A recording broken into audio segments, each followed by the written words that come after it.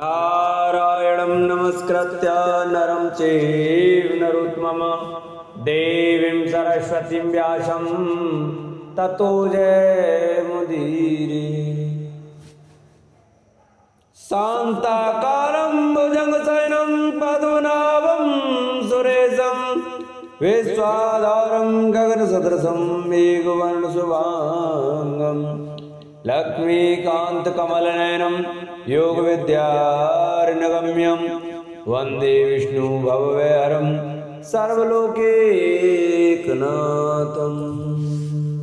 श्री सुखदेव जी कहते हैं, राजन, नाभि नंदन के अंग जन्म से ही भगवान विष्णु के वज्र, अंकुश आदि चिन्हों से युक्त थे। क्षमता, शांति, वैराग्य और ऐश्वर्य आदि महाविभूतियों के कारण उनका प्रभाव दिनों दिन बढ़ता जाता था। यह देखकर मंत्री आदि प्रकृति वर्ग, प्रजा, ब्राह्मण और देवताओं की यह उत्कर्ष अभिलाषा होने लगी कि ये ही पृथ्वी का शासन करें। उनके सुंदर और सुडोल शरीर, विपुल कीर्ति, तेज बल, ऐश्वर्य, यश, पराक्रम और शूरवीरता आदि गुणों के कारण महाराज नाभि ने उनका नाम ऋषभ रखा। एक बार भगवान इंद्र ने ईर्ष्यावश उनके राज्य में वर्षा नहीं की। तब योगेश्वर भगवान ऋषभ ने इंद्र की मूर्खता पर हंसते हुए अपनी योग माया के प्रभाव से अपने वर्ष अजना खंड में खूब जल बरसाया। महाराज नाभि अपनी इच्छा के अनुसार श्रेष्ठ पुत्र पाकर अत्यंत आनंद मग्न हो गए और अपनी ही इच्छा से मनुष्य शरीर धारण करने वाले पुराण पुरुष श्री हरि का सप्रेम लालन करते हुए उन्हीं के लीला विलास से मुक्त होकर वत्स तात ऐसा गदगद वाणी से कहते हुए बड़ा सुख मानने लगे। जब उन्होंने देखा कि मंत्रिमंडल, नागरिक और राष्ट्र की जनता ऋषभ देव से बहुत प्रेम करती है, तो उन्होंने उन्हें धर्म मर्यादा की रक्षा के लिए राज्याभिषेक करके ब्राह्मणों की देख रेख में छोड़ दिया। आप अपनी पत्नी मेरु देवी के सहित भद्राश्रम को चले गए। वहां अहिंसा वृत्ति से, जिससे किसी को उद्वेग न हो, ऐसी कौशलपूर्ण तपस्या और समाधि योग के द्वारा भगवान वासुदेव के नर नारायण रूप की आराधना करते हुए समय आने पर उन्हीं के स्वरूप में लीन हो गए। पांडुनंदन राजा नाभि के विषय में यह लोकोक्ति प्रसिद्ध है। राजर्षि नाभि के उदार कर्मों का आचरण दूसरा कौन पुरुष कर सकता है? जिनके शुद्ध कर्मों से संतुष्ट होकर साक्षात श्री हरि उनके पुत्र हो गए।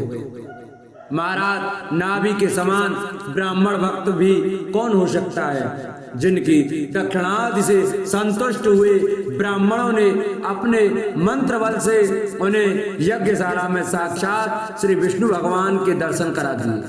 भगवान ऋषभ देव ने अपने देश अजनाभ खंड को कर्म भूमि बनाकर लोक संग्रह के लिए कुछ काल गुरुकुल में वास किया।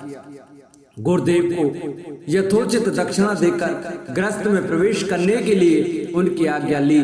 फिर लोगों को गृहस्थ धर्म की शिक्षा देने के लिए देवराज इंद्र की दी हुई उनकी कन्या जयंती से विवाह किया तथा श्रोत स्मार्त दोनों प्रकार के शास्त्रोपदिष्ट कर्मों का आचरण करते हुए उसके गर्भ से अपने ही समान गुण वाले 100 पुत्र उत्पन्न किए।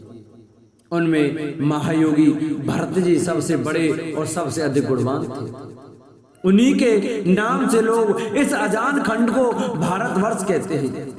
उनसे छोटे कुशावर्त, इलावर्त, ब्रह्मवर्त, मलय, केतु, भद्रसेन, इंद्रक, स्प्रक, विदर्भ और कीटकट ये 9 राजकुमार शेष 90 भाइयों से बड़े एवं श्रेष्ठ थे।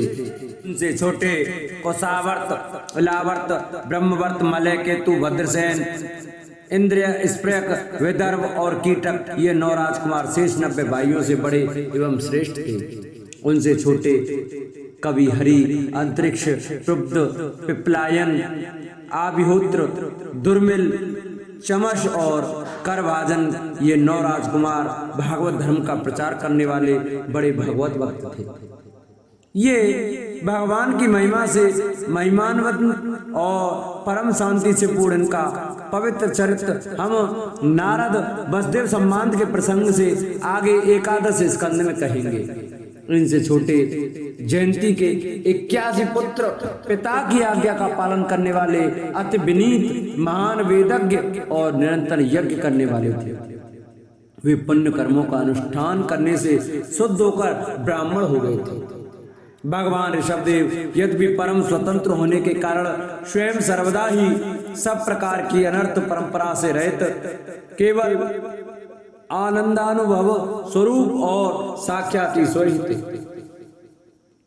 तो भी अज्ञानियों के समान कर्म करते हुए उन्होंने काल के अनुसार प्राप्त धर्म का आचरण करके उसका तत्व एवं जानने वाले लोगों को उसकी शिक्षा दी।